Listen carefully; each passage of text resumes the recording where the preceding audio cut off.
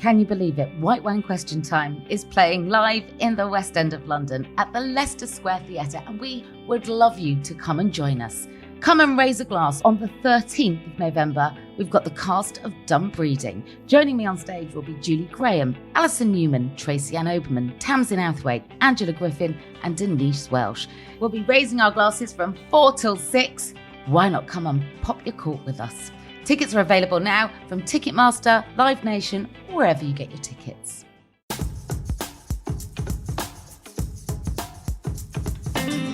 Hello and welcome to White Wine Question Time, the podcast that asks its guests 3 thought-provoking questions over 3 glasses of wine. My guest this week is a singer who hit the ground running in 2006 with a chart-topping debut album, Undiscovered, that sold 1.5 million copies, winning him a Brit Award for Best British Male a year later. Almost 15 years on, with many hits, albums, sold-out tours, 7 million record sales and 500 million streams under his belt, he's about to release a newly worked greatest hits album, celebrating his career to date. But the path he's travelled hasn't always been an easy one. His childhood in Rugby was hard and, well, poverty-stricken. His father, an alcoholic, left when he was 4, leaving his mother penniless and struggling to raise their 4 children. After leaving school, he busked and worked as a carpet fitter before he found success hard and fast in 2006. And then, just as he was top of his game, he seemingly disappeared and his voice fell silent, following the death of his father, then brother, and then nephew in close succession. At the same time, he and his wife Jill had just become parents to their daughter Elsie, but suffered multiple miscarriages before their second daughter, Ada Rose, was born just 3 years ago, worryingly premature. It was a time of mixed emotions, and he became something of a recluse for a while, holed up at his home in the Cotswolds, dealing with the emotional fallout of it all. Ultimately, though, it was his love as a father that pulled him out the other side, and he returned to making music with albums in 2015 and 2019. Before this, queuing up to release his greatest hits. I'm really looking forward to talking to him. So let's dial up James Morrison.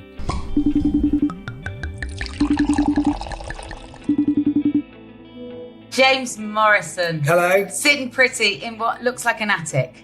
Yeah, I know. Luckily, I'm not locked up here. I can still get back down. I'm speaking to you in your home in the lovely Cotswolds, aren't I? Yeah, that's right. Yeah, it's probably one of the best moves that I ever did, to be fair. I love it. You're not from there, are you? No, I was born in Rugby, in the Midlands, and then I moved to Cornwall when I was about 11, 12. So I say I'm from Cornwall just because that's where I felt like I was at home, but I'm actually from Rugby. Yeah. But I like being in nature. I like being either near the sea or in the countryside because I was always brought up in towns. So how did you end up where you are now? I literally just put my finger on the map. No, you didn't. Yeah. I'd been recording in Bath, doing some recording with Peter Gabriel's got a studio out there. It's lush. Very famous studios. Yeah, and it was just a really nice experience. So I remember going there, and I thought it was near the Cotswolds, and I was just about to have a kid, and I just thought I want to live somewhere where the nature is like big. Around us. Big vibe on the nature. Yeah, because I think it grounds you. You know, anytime I used to go camping when I was a kid, it just grounds you as a person. Or like, if you've got loads of stuff going on, I mean, it's not for everyone. I'm not saying camping is for everyone. But for me personally, like lighting a fire, making your own bed and your tent or whatever, just makes me feel like I'm grounded to the planet. And I make better decisions when I'm like that. Well, you're definitely not camping now. No, not at the minute. No, not with these bad boys. Tell me, what was it like trying to? Because being from that part of the country, obviously, there's lots of people that come in from the outside because it's a beautiful part of the world. Were you warmly embraced? Yeah, actually, weirdly. I first moved in, and like within 2 weeks, people knew that I lived here. And it was quick. Like, I didn't realise how quick it would be. I just thought I could slip into the countryside. No one would really know. But luckily, everyone around here is kind of, they're quite down to earth, you know. It's like, super friendly and helpful, right? Yeah, and I love that. And that's kind of why I like nature. I think it brings out the best in people. You know, if you go Cornwall or you go Wales or Scotland or Ireland, any of those sort of Celtic places, or even where there's nice countryside, I just think people they've got a bit more time for each other. Yeah. You know, they're not in such a rush. No, I mean, when I come home, I notice that by the time I leave, I talk slower and walk slower. Yeah, everyone drives slow as well. Oh my God, yeah. When you turn up like a London drive, 60. Yeah. But also, I love the fact, like, for example, if you broke down in the side of a road in the country, around those parts, somebody wouldn't just drive by. They would stop and ask if you needed help. This is just it's those gentle tweaks in mentality that make such a difference, isn't it? That's an important thing, I think, in society, to feel like, to get reminded that people are actually helping each other is a massive thing to me. Yeah. You know, and that's kind of why I like living somewhere quiet, because you know everyone. You sort of know a lot more people. When I lived in Brighton, I didn't know anyone. And I lived in Brighton, London, in West London, busy West London, you know. So it's like I've made more friends living somewhere where it's less populated than I did when I was in London. I think we're still too shy or something. It's like, if people say hello, you're just mental. You know, they just think, he must be off his head. Yeah, exactly. Instead of thinking, no, he's just being courageous. Or courteous. The thing is not even, is that you don't have, you know, it doesn't take great bravery, does it, just to go, hi, how are you? I think it does. It does take bravery. Yeah, I think to say, especially if you're someone who's shy, or to say, you know, to a complete stranger, hey, are you all right? You look nice today. Or whatever, something nice. It's hard to say. People don't say it very often. But living here definitely helps. People are actually good. And they do ask you questions, so they do care. And all that stuff. I think it just gets washed out in the cities because everyone's so busy, you know, and they forget to sort of connect. And I think during the time that it has been through the pandemic, I've seen a lot of things that are really uplifting spiritually, that are, you know, just examples of people being good to each other that you don't always see. Well, I think that's why it's called humankind. We forget. Yeah, nice. Yeah. Do you know what? That was poetic, James. That was good. I mean, if you want me in the studio to help with lyrics, let me know, yeah? All right, I've got you on my list. Now, are you ready for your first question? Yeah, no worries, yeah.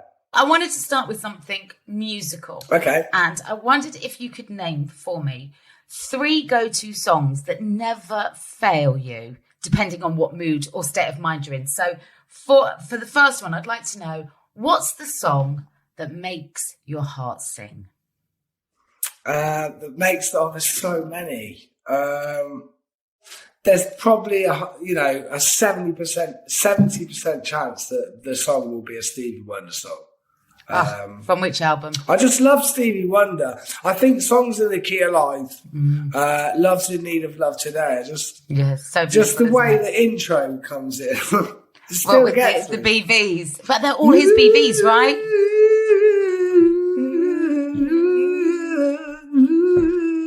It's so good. And what are the opening lyrics? Good morning, evening friends. Here's a friendly announcer. So good. It's like the sort of hospital radio, love radio DJ.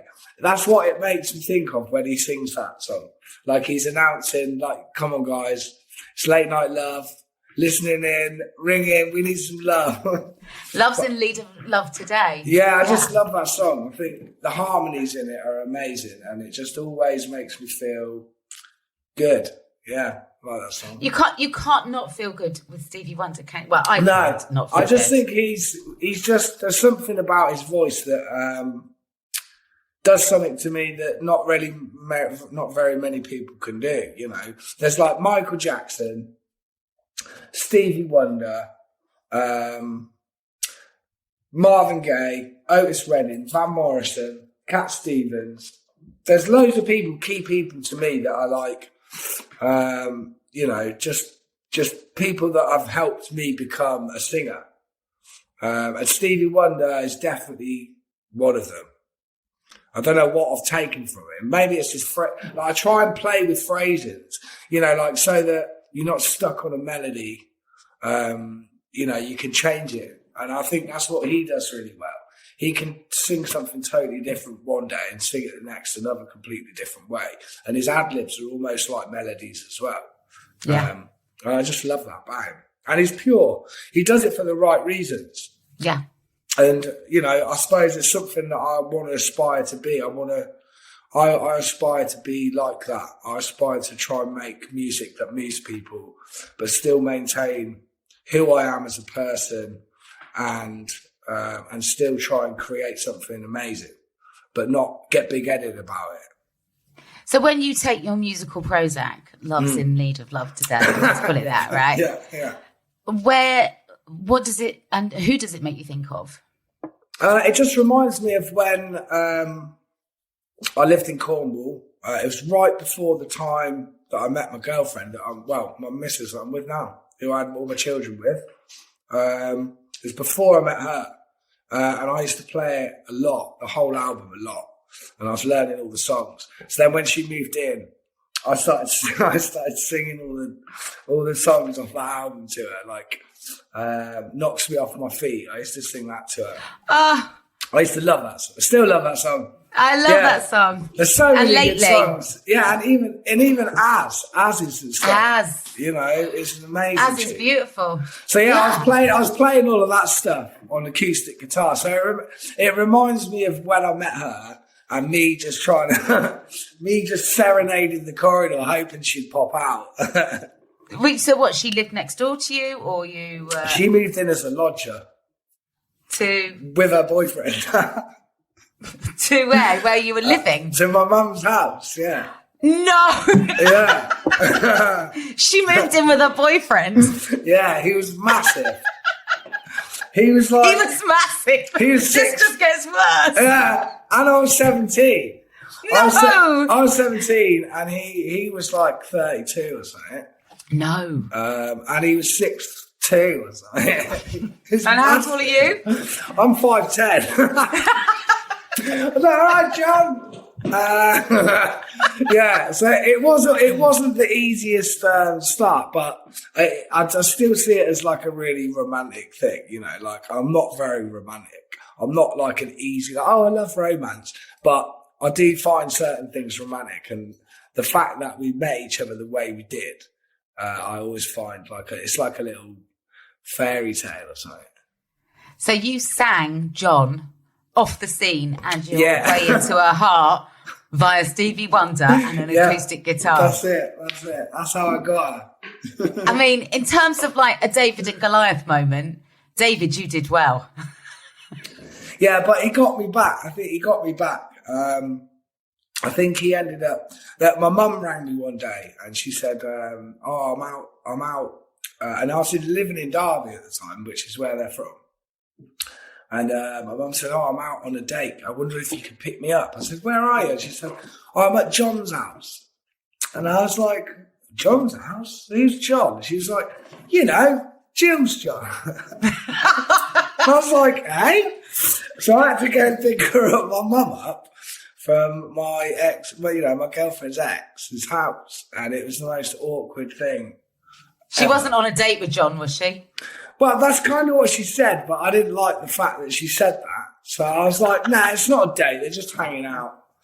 Yeah, it's awkward. It's one of those moments where you're like, this can't be happening. Listen, if that is what he did, he snookered you. You know what? He is a strapping dude. He was a massive guy. Girls loved him, you know. He was like a proper rugged manly man, you know. So, and he was funny as well.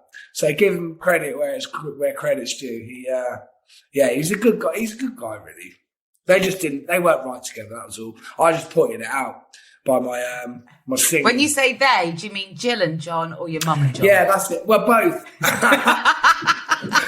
I would have never let that. That's brilliant. So an auspicious start, really. And do you really think it was the power of the serenading of Stevie Wonder songs that got you there? Yeah, because her dad is a musician.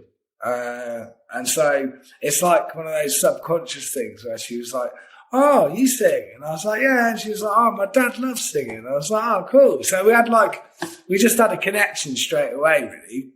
But I had to wait like 2 years to find out if what I thought I felt was real. Yeah, because I wasn't going out with her for like the first year or so she lived there. She was with her boyfriend, so I was getting to know her. And I didn't want to tell her that I fell in love with her the first moment I set eyes on her, because I didn't know. I'd never felt in love before, so I didn't really know if it was that. So it was like a massive moment for me to even telling her that I liked her. Yeah, I love this love story because you know what? No one could have predicted that, right? No, I didn't know. So how long between sort of John clearing off and you stepping in was it? I think it's about 3 months. Long enough for there to be a bit of space, but short enough for him to question what the hell was going on. Yeah, I can imagine. Well, you know what? You made a good choice because you're still together all these years on. That's right. That's what I always think. I'm like, well, it might not have been right for them, but, it was right for me. And he's obviously gone and found someone else and done the right thing, what he should have done with his life, and spent it with someone else. So, yeah, it worked out for all of us. Okay, so that's the song that makes your heart sing. Yeah. What's the go-to song for you if you want to dance? If I want to dance... Oh my God! Even just saying that makes me want to puke a little bit. You're not a dancer. I can dance when the music's right. I don't know. I don't really dance. I'm more just sort of goose. Goose. I'd say anything like sort of, I like 90s sort of hip hop actually at parties. I put on a lot of 90s hip hop from like Dr. Dre or Snoop or all the old school stuff. But I love that tune by Nas called Get Down. And it's like a sample of James Brown's song, The Boss, which I love anyway. Like if I'm having a house party and I want to do a slow-mo walk in, like I put on The Boss. Paid the cost to be the boss. And I was like, it's such a good tune. But then I heard Nas's version of it, and he does a rap on the top, and it's amazing. I just put it on that and Jump by the House of Pain. Oh yeah, Jump around. I still put that on.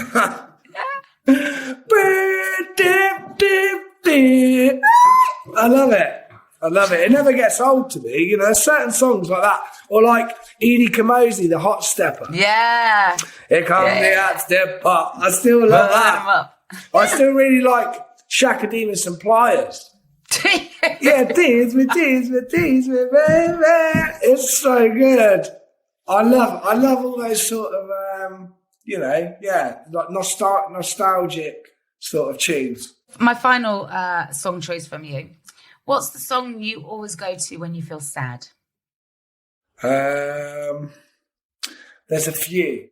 It depends, really. Like, I normally get sad about, like, my dad or if my mum's in trouble, but there's not, like, there's certain songs that I know will make me... Like, if my mum wasn't here now, the song I would put on that would make me cry my fucking eyes out would be Into the Mystic by Van Morrison. I just love that song. It makes me get emotional anyway. But it reminds me of my mum cleaning. And it sounds stupid, but when we were kids, she used to do like a spring clean once or twice a year. And she'd always be hating it. But she'd put that song on. And and it just reminds me of sunny days and my mum sort of being happy around the house, sort of just getting on with our things, yeah. But the one with my dad, there's a few.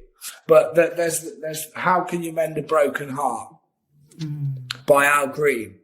I love that song. It's so wistful, isn't it? It's so good. And I didn't really know it was a Bee Gees song either. I didn't know that. Yeah. Those Gibb brothers, they're everywhere. Yeah. And it's like, I used to hate them when I was a kid. I didn't get it. I was like, yeah. And you're going to sing high. See, I think they're amazing. They are amazing. They really are amazing. They've got so many good songs.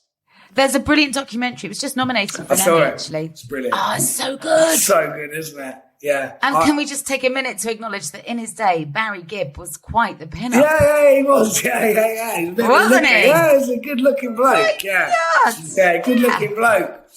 But that catalogue of music is just stunning. Yeah, amazing. There is so much diversity in what they do. And the fact that he's able to just write for other artists as well. Yeah, amazing. Even like Chain Reaction, Diana Ross was. Yeah, I know. It's like, I just find fascinating that they've wrote a lot of songs specifically for that artist, and then that artist has ended up recording the songs.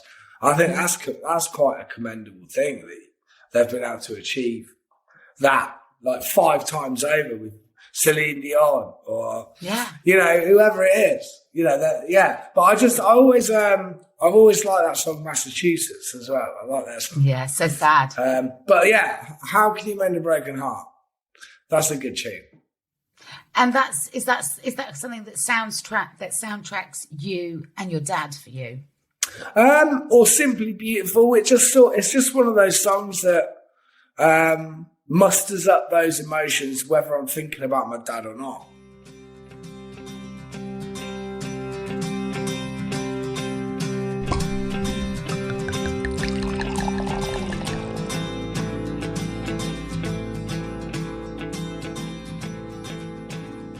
Okay, are you ready for your next question? Yes. Okay, my next question is about success and how, in some cases, i.e. that of a multi-million selling pop star, it allows and affords you to do wonderful, beautiful things. Yes. And I was researching this interview and came across the story about, first and foremost, I know that your childhood was difficult in terms of there was no money. Yeah, that's standard.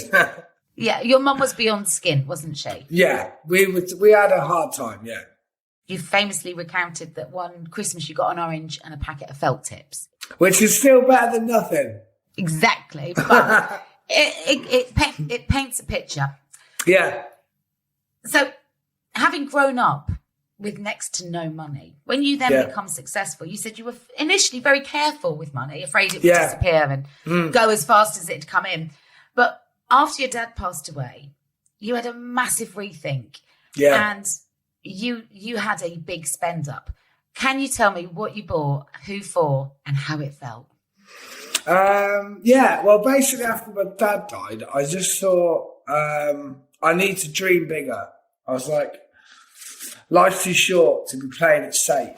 Like I thought if I died tomorrow, I've been playing it way too safe. So I just thought, what is the biggest thing that I can dream of? Like, what's the biggest thing I think I'd never be able to achieve? And it was like always in my head when I was a kid was to have a house with like a swimming pool or something like that, or a big garden, or I haven't got a swimming pool. That's not happened yet, but I've got a nice pond. But I just thought I wanted to try and give my family something that would have been unachievable when I was a kid. Yeah, I just wanted to give them what we all never had. And what was that? Like anything. Money to do anything, to travel even was a mission, like getting enough petrol money so you could go see your family, or having enough food for dinner. Like a lot of the times we never had breakfast or lunch. I used to go to school without breakfast on a regular basis. And you know, until I got those free school lunches, I was just hungry all the time. So I just wanted to give my family a base where if everything's going wrong, they've always got a base to come to, you know, in the countryside, somewhere nice, somewhere with a little bit of space and to be in nature so that, yeah, I just wanted to give them that platform that I never had. So you bought them all houses? I did, yeah. Yeah, I've regretted it ever since. No, I think that is, I mean, that's the stuff that you dream of, right? Yeah, is that you could buy 100%. everyone you love a secure home in which they feel happy and loved and secure, especially when you've grown up with mad insecurity financially. Yeah, it was a massive thing to me. But weirdly, I've had a weird journey with it. You know, it's not all been good. With money, you mean?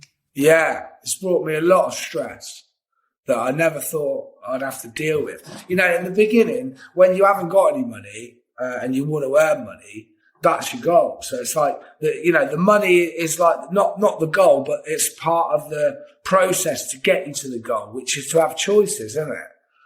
To have choices in life and to be able to make choices that you want to make, rather than going, I can't do that because I haven't got any money, or I can't go here because I can't afford it, and that is part of life. But there's part of me that was just like, if I'm going to do this, if I'm going to put myself out there, put myself out on telly and sing from the heart and sing about things that are personal, I want to be living the best life I can be living, not some safe, secure sort of, not dreaming as big as I could be dreaming, just to be safe. I just thought, right, I'm going to dream bigger than I've ever can imagine, and I'm going to go for that. So how did you start that process? Did you go and tell them? Did you buy the houses and then spring it on them? Well, the first one that I bought was my mum's house. That was like a no-brainer. You know, we were brought up always with no money, like I say. And my mum was always like, if I could ever pay the mortgage off, that'd be a massive lifelong dream. So the first thing I did when I got my record money was buy a house. I bought it outright. I paid the mortgage off right, and I phoned her. I was wow, so I mean, excited. that's huge, James, isn't it? Yeah, it was a big moment. I was nearly crying. I was like, I had tears rolling down my eyes. You know, I was like, I've paid the house off now. She was stoked. So did you pay her mortgage off and buy yourself a house outright? Yeah, well, I paid her house off first. That was the first thing I did. And then I was renting a house for at least the next 5 years. The first thing I did was buy my mum's house, do it up for her, and get her sorted. That was my number one goal, because obviously that's my mum, you know, and I've been brought up with her where we were struggling for so long. And music, even from a young age, my mum used to get me to sing in bars and stuff to pay for the food.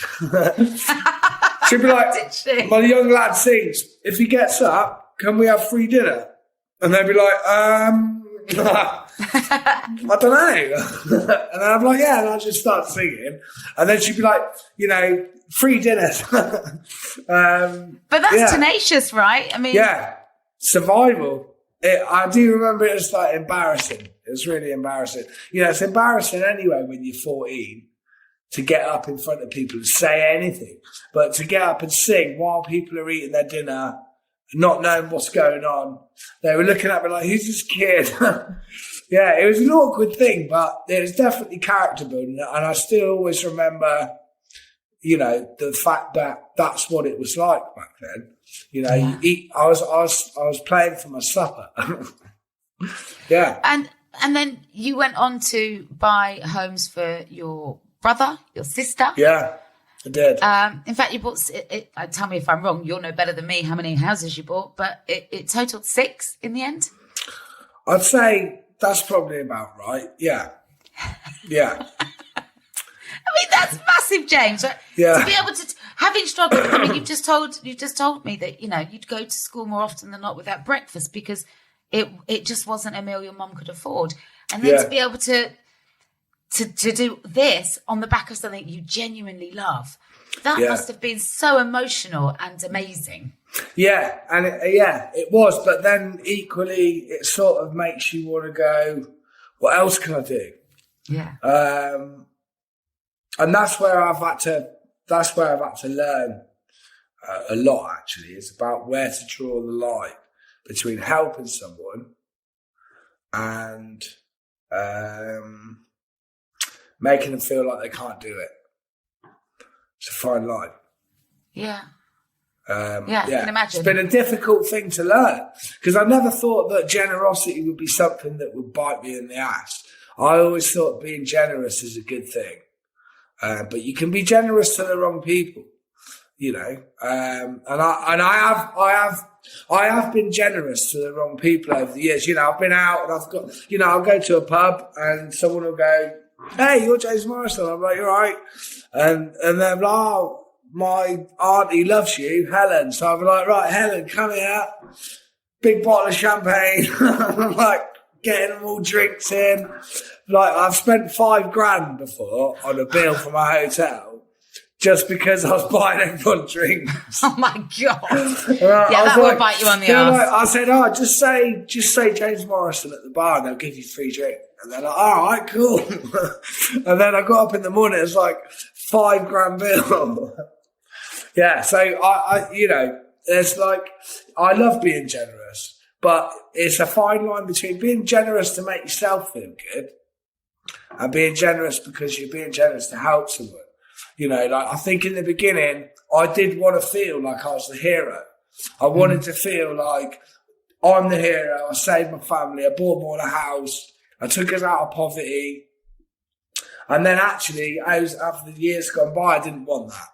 I didn't want to be a hero. I just wanted to be quietly just doing my bit to help them, you know, not trying to solve every single problem that gets thrown my way, you know. And that's something I've had to learn, something I've had to have therapy about. Really? Yeah. I've had to have therapy in the last year or two. I've never had it. And it's actually helped me a lot, really helped me a lot to organise my thoughts, organise the way my brain thinks, and know I am susceptible to depression and I am susceptible to negative thoughts. So because I'm sensitive to shit. So I need to stay on top of my thought processes, and stay on top of my exercise and eating well, whilst I go downhill. I was brought up in it. So it's like a black cloud that's always there, but equally, instead of trying to shut it away into a little box, I sort of get it out of the box, know it's there, and sort of leave it out, and sort of know that there's this little thing in me that is dark, but I can live with it rather than trying to be this sunshine guy all the time, you know. Well, it's learning to live alongside it, isn't it? Yeah, shadow work. That's what they call it. So her therapy's been a big help, yeah? I'd say, yeah. Yeah, I'm quite good at psychology. I can figure out why people do stuff and why things happen and why you react a certain way and stuff like that. But doing it for yourself is something different, really. Mm-hmm. It's like you have to be able to look at it objectively, but you're equally in it. So, yeah, it's took me a long time to realise a lot of things about myself I didn't know. Mm-hmm. It's just been quite informative, learning about why certain things trigger me to feel negative or positive, you know, and figuring out that it's been a really massive tool in me of being able to keep myself positive. It's amazing, isn't it? Because all it is talking. Yeah. And actually, yeah, sometimes just someone pointing out, like, maybe that's not a true thought. That's not a fact. That's just a thought. Well, also, sometimes we just put thoughts out there and we don't question them. So for somebody to say, and why do you think that? Then you start to sort of unpack it. Yeah. And then you go, oh, what well, I do never I used think to do that. I never used to question any of my thoughts. I just take them on as like, that's a thought. It must be real. And now I can differentiate between that's just a stupid idea and that's fact.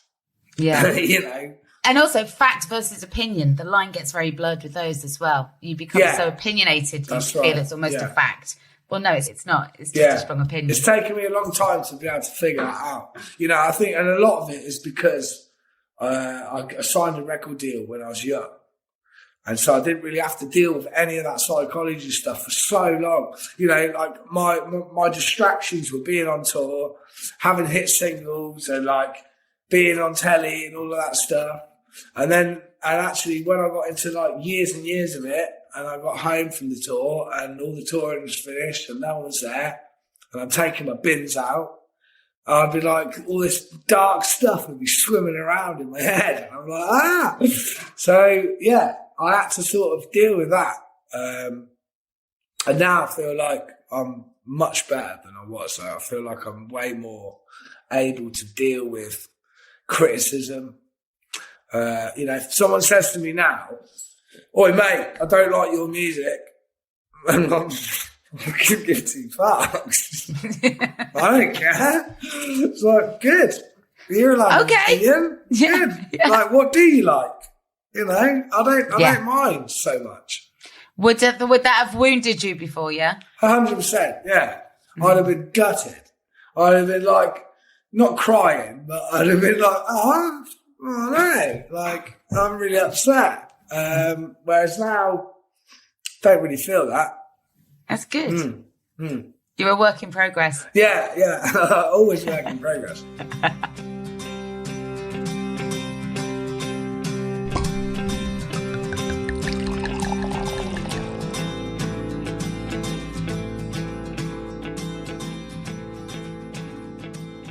Okay, are you ready for your third and final question? Why not? I was born ready. You're releasing your greatest hits, but in terms of the moments from your life or life experiences, what would qualify amongst your own personal greatest hits? I mean, but sorting out my family has been a massive thing. I'm not gonna underplay that. Don't. It's massive. It's a brilliant thing. It would have been crap if you'd had all that money and not done it. Yeah. So that would have been a bit like... I wouldn't have been able to live with myself. No. Yeah, no, that's been an amazing thing. To be able to, help your family out on such a level that's like, we all knew what it was like. And so by me doing that, they knew what I was trying to do by doing that. And I just feel like that was a massive thing for me. But equally, my daughter, when my 3-year-old was born, the whole pregnancy was really difficult, and she nearly didn't make it. She was so premature, James, wasn't she? Yeah, she was 13 weeks early. She weighed £1.11. She was really. It was touch and go whether she was going to be all right, and how I handled that year is something that I'm really proud of. I don't know. I just took control of the house. I had to do washing and stuff. I had to I'm not really, I do everything else. I'm just not very good at washing. So I was like, right, I need to learn how to do washing. So I was like, I did that. And I was taking the kids to school and picking them up and doing the meals and doing all the stuff that Jill would normally do because I'm working. But it really made me feel like a massive appreciation, not only for what she does, but how hard it is to look after a kid at home. I was like, because I'd always be like, she's just looking after the kids, I'm doing the work or whatever. And I'd get home. And when I lived that year, I was like, shit, man, this is hard work. Doing all the washing and the school runs and like, right, you've got dance club and all this parenting stuff that I didn't really know about, Yeah. Thursday's a funky jazz. Don't forget that. All the stuff you have to remember for schools, like the cooking things they're doing. And on top of that, going to the hospital twice a day, taking her food and doing all that stuff. Yeah, it was definitely something I didn't think I'd be able to do. I didn't think I was strong enough. So but I came through that year and a half feeling like I'd really done my bit to make sure I took one for the team. Like, it was hard. I didn't really show Jill any emotion about my fears. You know, I just kept that bottled up and tried to present the positives and like, we're going to get through this, it's going to be all right. And I'd quietly, I'd sort of cry on my own, like scared that I didn't know what I was doing. But when I got her through it, and we got through it, and we got a lovely little 3-year-old, she's as strong as an ox. You'd never know anything was wrong with her. I'm just really pleased that I kept my level head.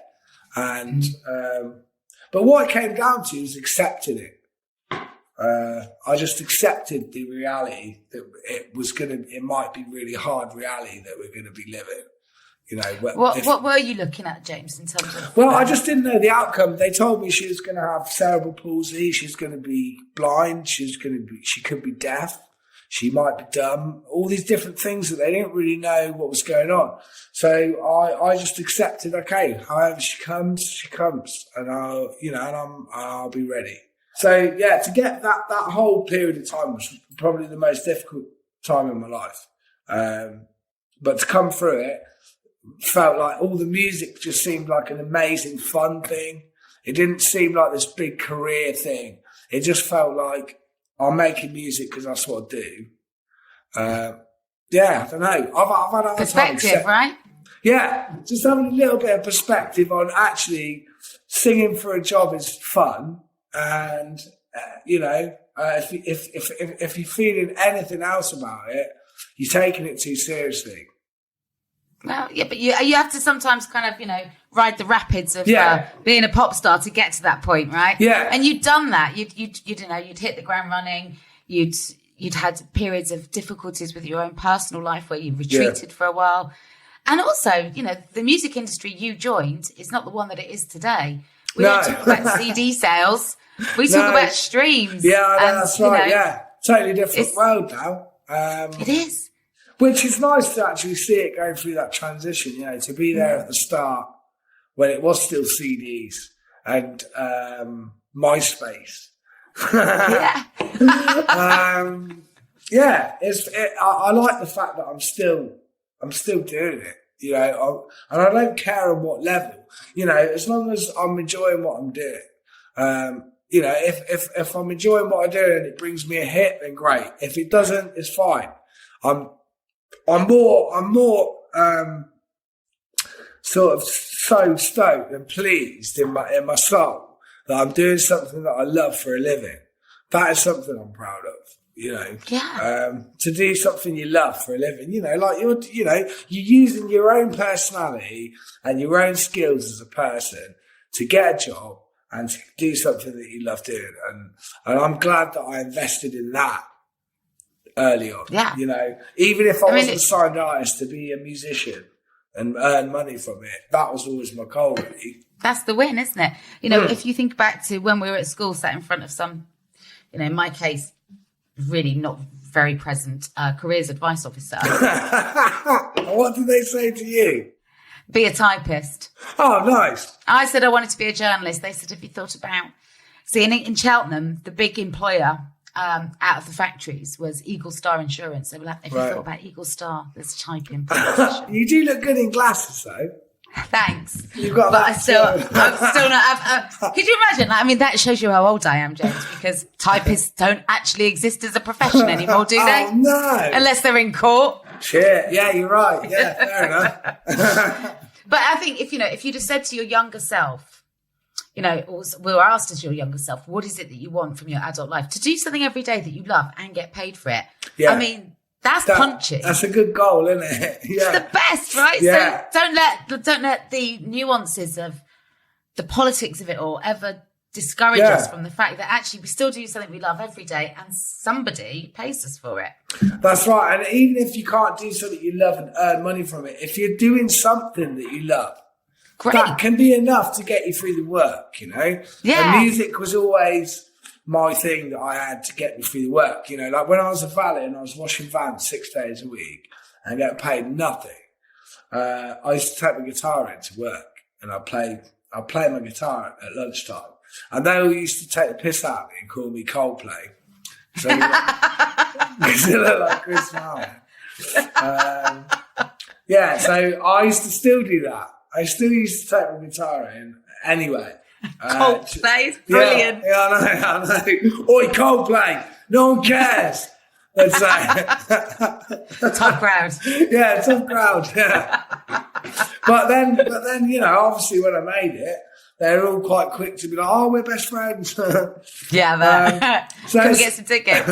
So it's nice. It's nice, in life sometimes you have to fight against people's opinions of what you can do and what, like you're saying about the careers thing.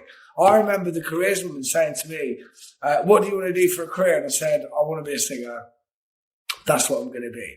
And she was like, "You need to be a little bit more realistic." And I was like, yeah.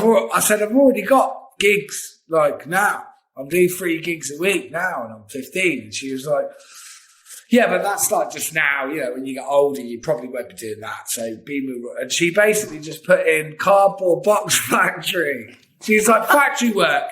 She was like, "You'll be good at factory work." And I was like, "Well, yeah, obviously I could do factory work. Easy." So, yeah.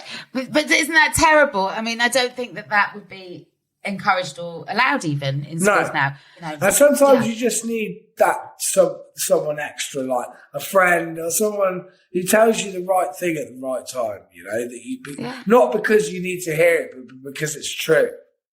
And also, I mean, saying to a 15-year-old girl or boy, "What do you want to be when you're older?"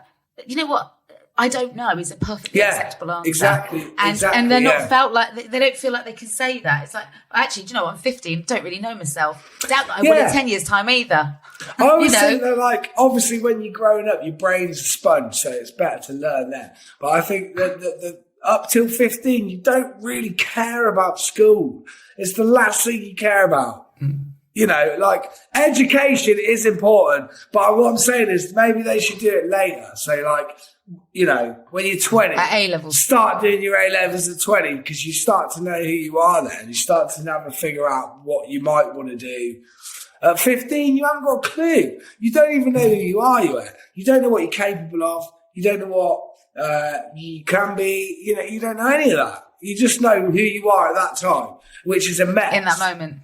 Yeah. Yeah. Do you know what I mean? Yeah. You're just trying to be cool to your friends. You and I both knew what we wanted to do at 15 by the sounds of it, but a lot of people don't, and that's okay too. I think we hothouse kids now, and they have to almost kind of arrive at adulthood fully formed, and that's not fair. No, that is right, yeah. And I think sometimes in life there might be a moment or two, or if you're lucky, 3 or 4 that come along in your life where that moment really counted for you being where you were at that time. So just because you haven't found it is what exact, plenty of people find what they want to do later on in life. I know people who have been professional bankers or something like totally opposite to what you think they do. And then they've gone into like, I love motorbikes. I'm going to go into fixing motorbikes. I'm going to open my own motorbike shop, custom made. And why not? And I've seen that. So it's like, as long as you stay true to your thoughts. Yeah. But if you're expected to work into your 70s now, which we kind of are, your interests in life are going to change across those years from sort of 20 to 70. It's a 50-year span. Yeah, it's a long time. You should have different interests and like different bridge. appetites for things. Yeah. I still don't know what that is.